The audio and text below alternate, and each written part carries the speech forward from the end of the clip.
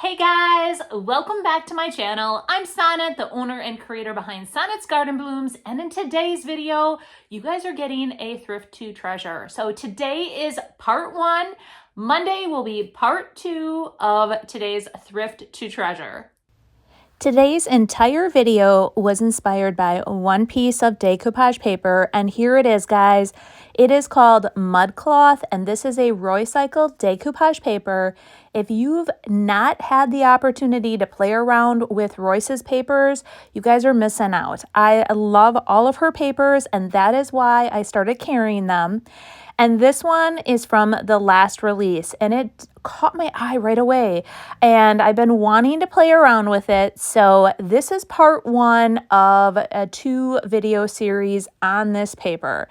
So Monday, you guys are going to get part 2, and I absolutely love it. Now, then I decided to break out a paint inlay, and this is the Annie Sloan Paint Inlay. She collabed with the IOD sisters, and I thought the colors went along perfectly with this paper. I can't wait to show you guys what I came up with in part 1 and part 2. For project 1, I actually had thrifted this a while ago and it was sitting in my stash. It's actually a mirror, and the frame, you guys, is like a really super heavy metal. I didn't know initially what I wanted to do with it. I loved all the detail. I felt like it got lost though with the color. So that's what we're going to be changing today. I did pick it up at half price. I do remember that. For starters, we are taking Fusion Mineral Paint in the color Coal Black, and I'm using the Stahlmeister paintbrush. And all the products that I'm using in today's video, you can find out on my website. What I am doing is applying just one even coat of the Coal Black to the entire frame. If you have yet to use the Fusion paint, it is very heavily pigmented, and typically just one coat is amazing coverage. Sometimes you need a second, but honestly, all the dark colors have amazing coverage. Now, this was inspired by 2 things. I was inspired by definitely the mudcloth paper from that decoupage paper, but on a recent live, I took the Coal Black and I painted a faux tin tile, and then I painted it White Swan from DIY Paint, and I distressed it back. And that was truly my inspiration for this. And I thought it would go perfectly with the vignette that I am creating with that whole mudcloth. Here I'm using the White Swan from DIY Paint, and if you have yet to use DIY Paint, it is a clay-based paint, and the reason I'm using both Fusion and DIY is Fusion has a built-in top coat, so that bottom is completely sealed, and DIY Paint is a clay-based paint, and you can wet distress it, and that allows me to play around with it and then really bring out that dark color below. I am using the Perfectionist, which is a DIY paintbrush, and these paintbrushes that Debbie Beard created are specifically to be used with DIY paint. They are feathery soft, and they just work so good with this clay-based paint. And the Perfectionist has definitely been one of my favorites. I love that pointy tip on it. It really does get into all that detail. So what I'm doing here is I am applying 2 even coats of DIY paint to this. I'm going to let it dry, and then we're going to come back and we are going to wet distress it. If you haven't yet wet distressed anything, it's super easy, and it's definitely one of my go-tos with distressing. I do like to distress items with sandpaper or my hand sander on bigger pieces, but with wet distressing, it really cuts back on the dust, plus you have better control over the distressing. Sometimes when you're distressing with sandpaper, it can actually go through the bottom coat as well. So not only the white, but then the black as well. So I am just randomly going over all the raised surfaces and just making that black just peep through that white. And then in between each side, I just go and re-rinse out my rig. So what you're doing is you're actually removing the clay-based paint off of it, and my rig tends to get very saturated with the clay-based paint. So I am constantly just going in, rinsing out the rig, coming back, and then distressing a little bit more here and there. So once I get the whole top distressed, then on the inside, I just distress a little bit there and then also on the edges. Lastly, you do need to seal the DIY paint. I am using Big Top from DIY. You can use any type of sealer though, whether it be Big Top like I'm using. If you have polyacrylic, you can use that. You can use a wax. So just needing to seal it after you are done with your project. And already, you guys, I am absolutely loving this. And I really think that this is what that frame needed. Just a pop of color to bring out all that beautiful detail.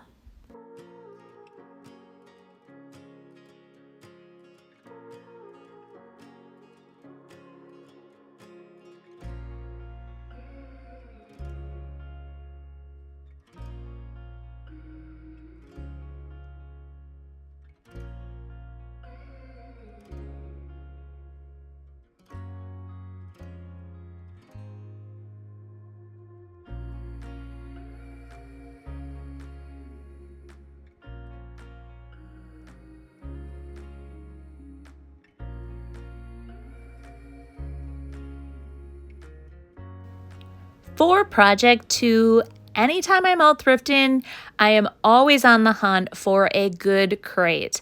It adds so much to your vignettes in your booth, and this one caught my eye because of the divider. Recently, I thrifted a ton of ball jars, so this was a perfect opportunity to use some. So I'm putting 3 on each side. It's going to be perfect to house like florals or whatever you want to use this crate for. The vignette that I am creating is all black and white themed, so my vision for this is I want to paint the base of the crate black.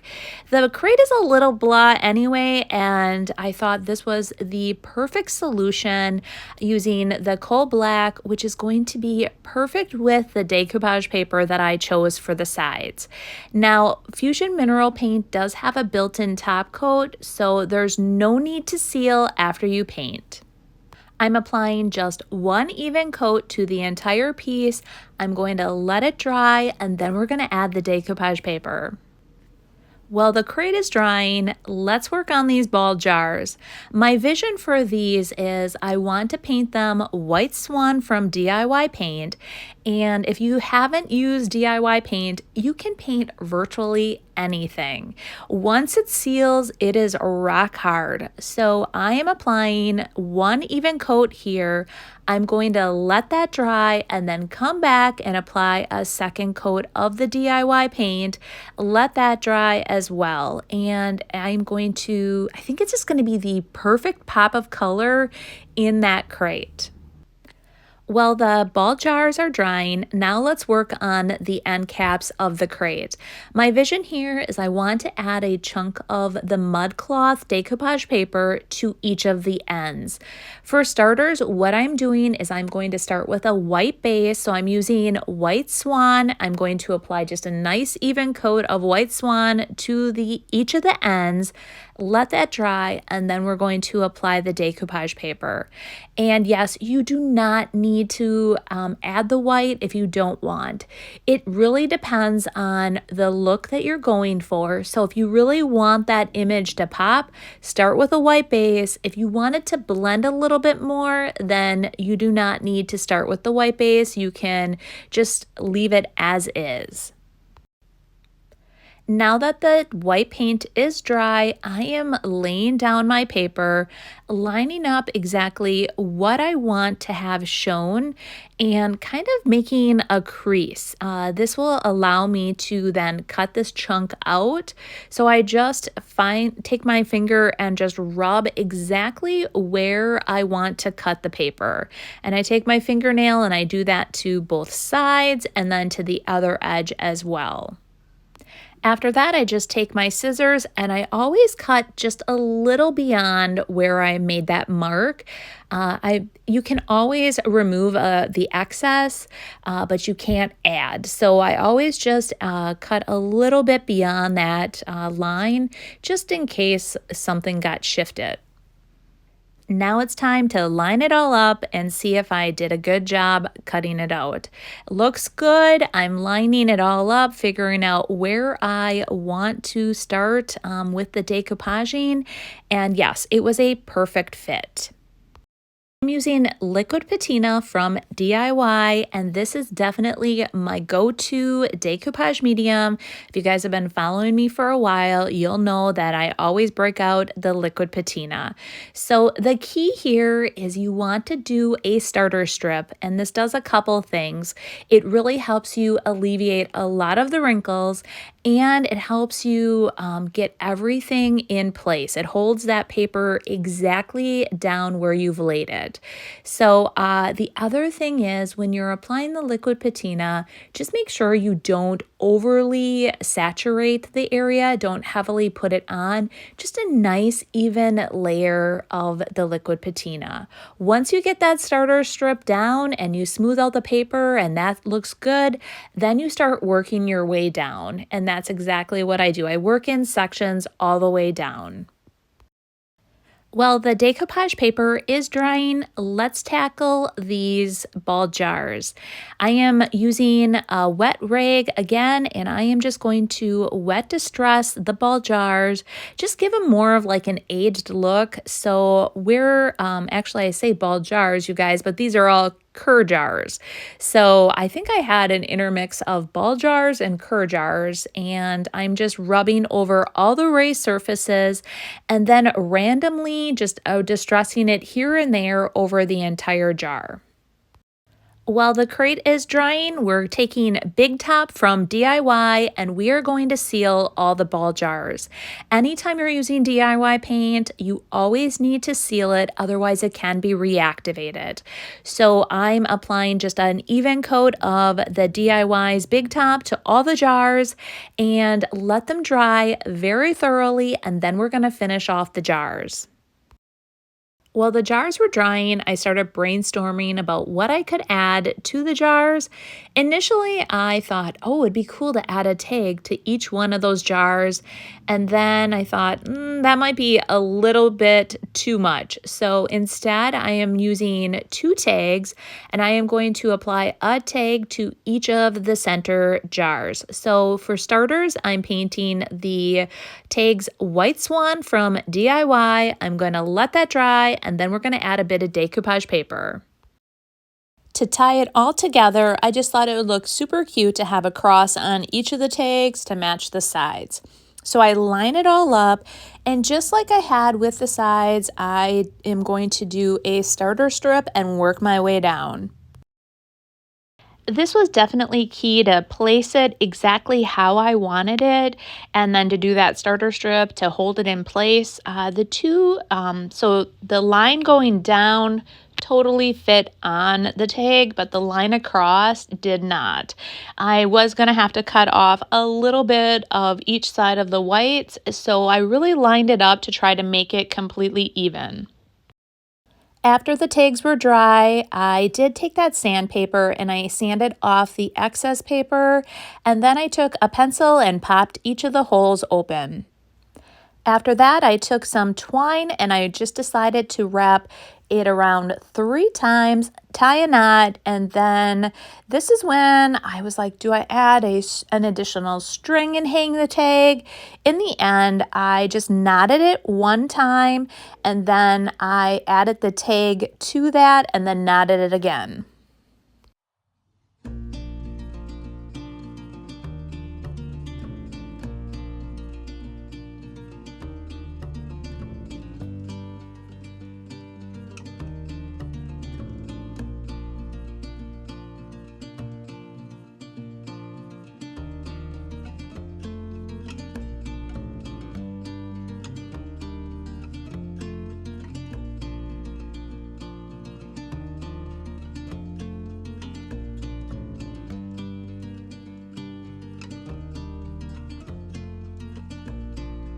For project 3, I recently thrifted this at the Goodwill bins and I loved the feet on this, you guys. It was so cool.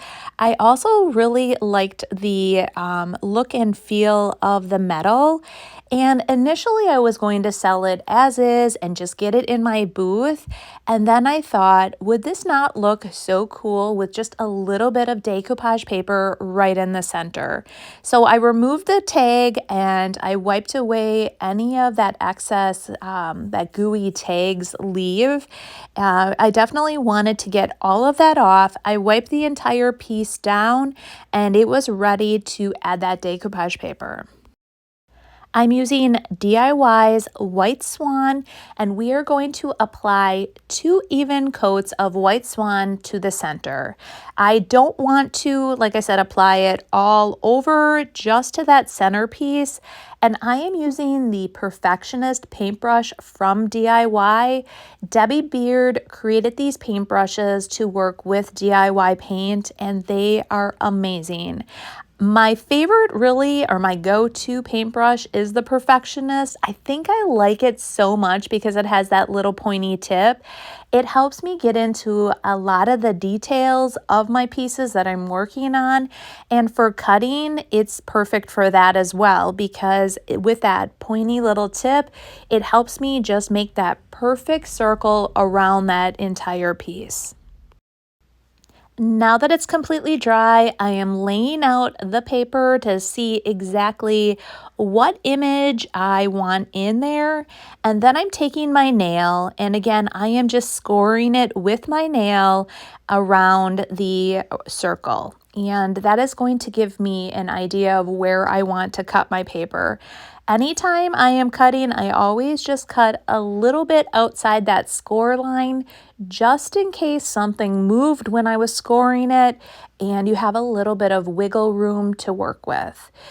Keep in mind, you can always take an X-Acto knife and you can X-Acto off any of the excess if there is any. But once you have this cut and you lay it down and it's too small, you can't add paper, but you can remove a little bit after it's on. Once I get it all cut, I am going to lay it down and line it all up, and really, you guys, it is a perfect fit. There was a little bit of excess here and there, and I do take my X-Acto knife after the fact and just X-Acto it off, but I line it all up, and then I am using liquid patina from DIY, and again, I am using that whole starter strip that I like to use, just laying down a nice even coat of the liquid patina, laying down my decoupage paper, smoothing it all out. And again, this really eliminates those wrinkles, holds that whole piece of paper in place, and then I lift it up and then I work my way down. And this has been by far one of the easiest ways for me to use the decoupage paper. You may have some other method and definitely keep using your method, but this has worked for me, and it makes decoupaging so easy. This was such an easy flip, and all we had to do was add just a little bit of decoupage paper in the center. I absolutely love how this piece was transformed.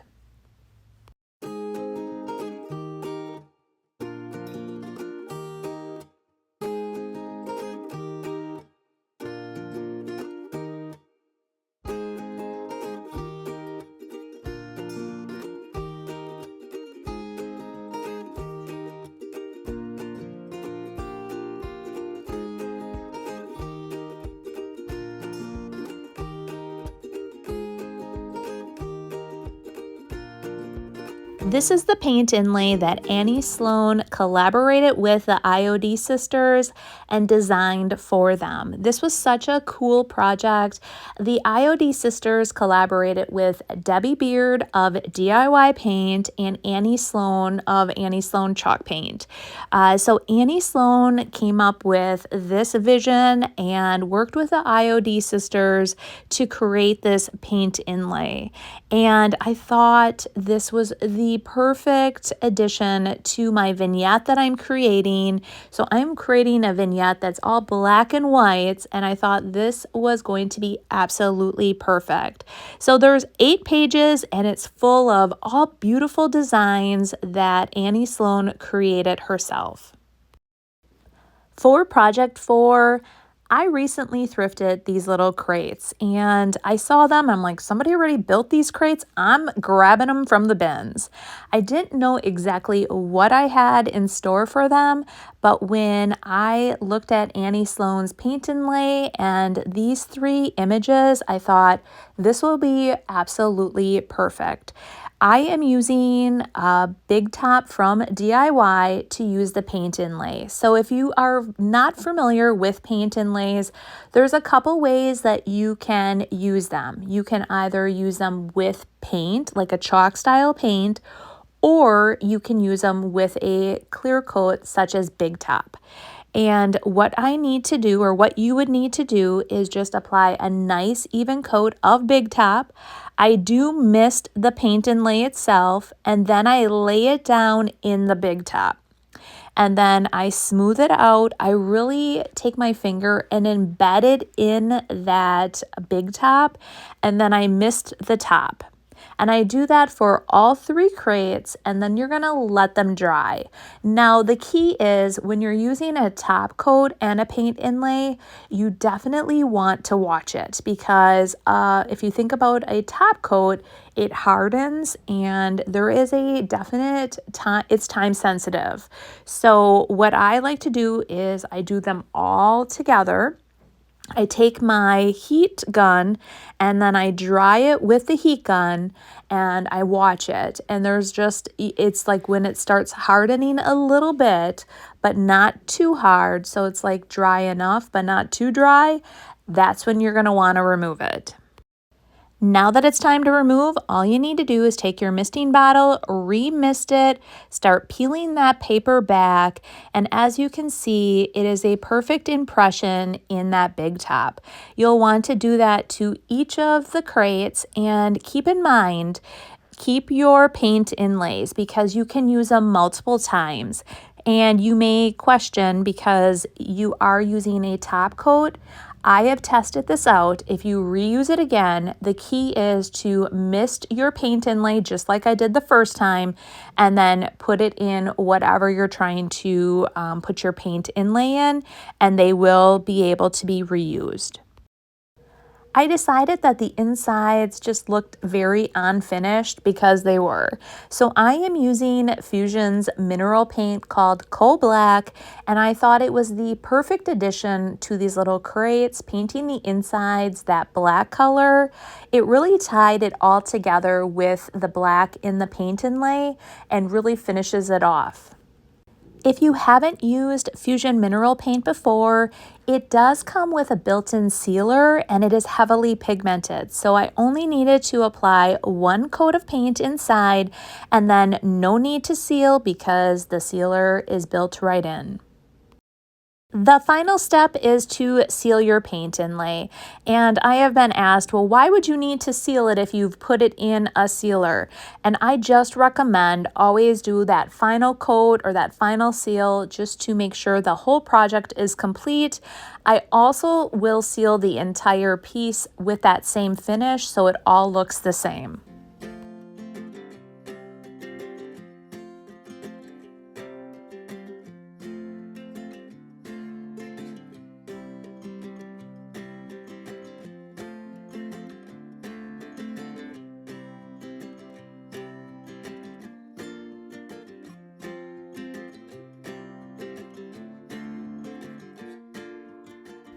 For my 5th and final project, I was inspired by this vintage book, and once I saw Annie Sloan's Paint Inlay with that silhouette, I'm like, it reminded me of that. So I am going to put this silhouette on this vintage book.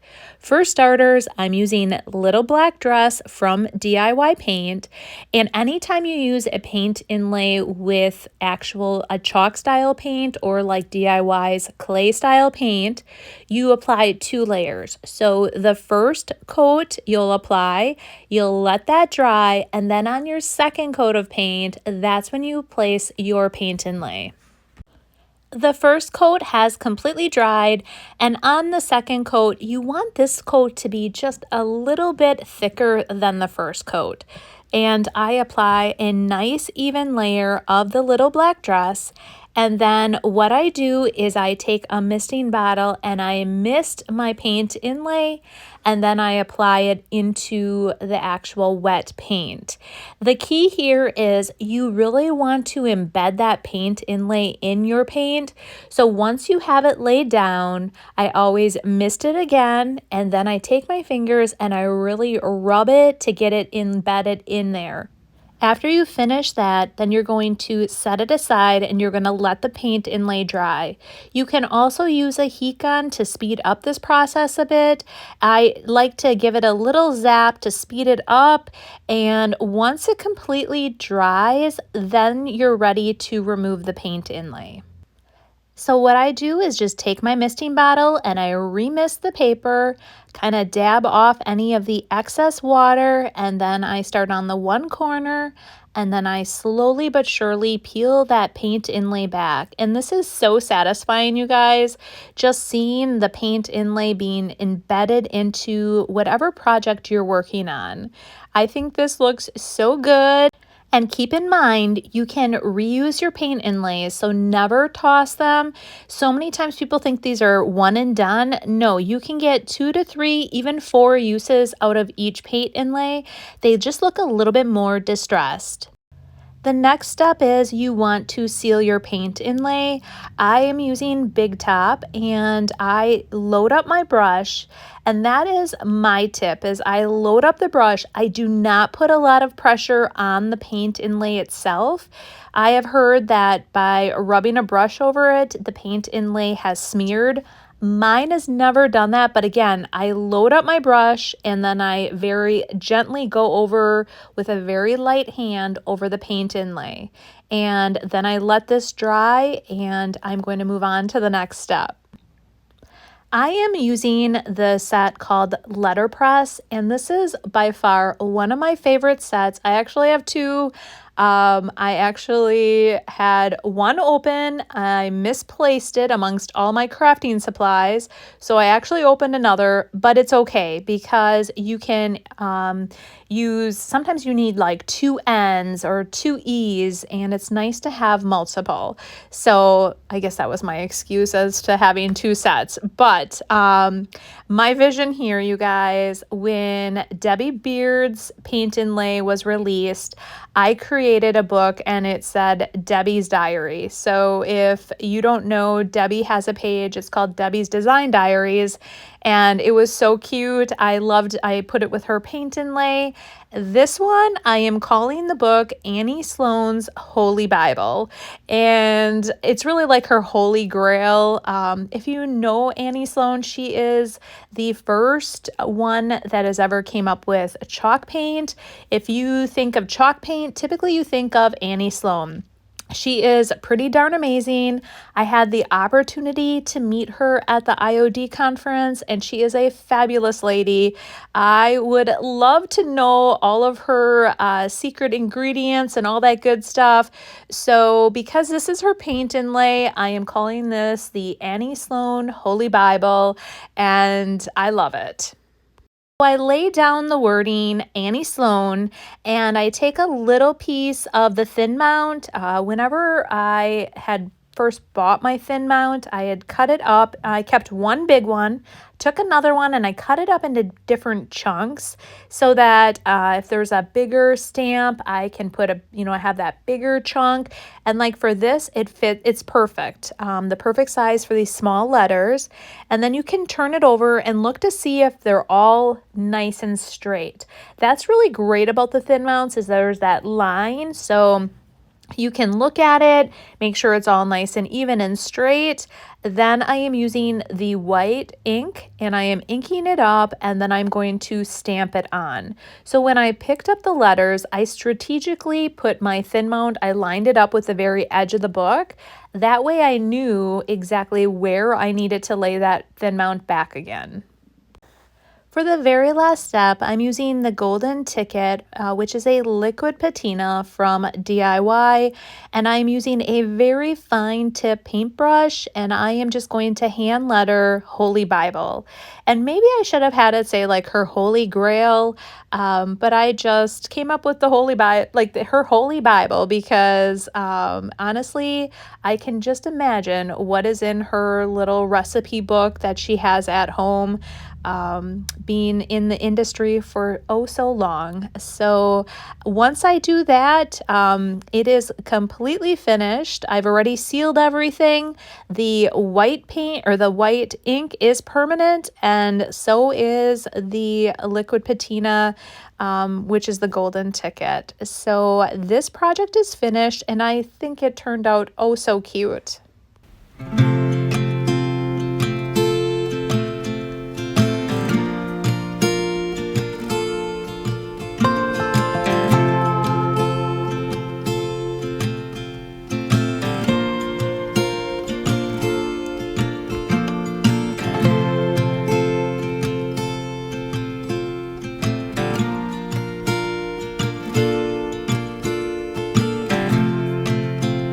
What did you guys think? I hope you guys enjoyed today's video as much as I enjoyed taping it. I love mudcloth, and I hope you guys love it as much as me too. And once I was like kind of brainstorming, and then I saw Annie Sloan's Paint Inlay laying there, and I'm like, it will tie right in with this whole black and white theme.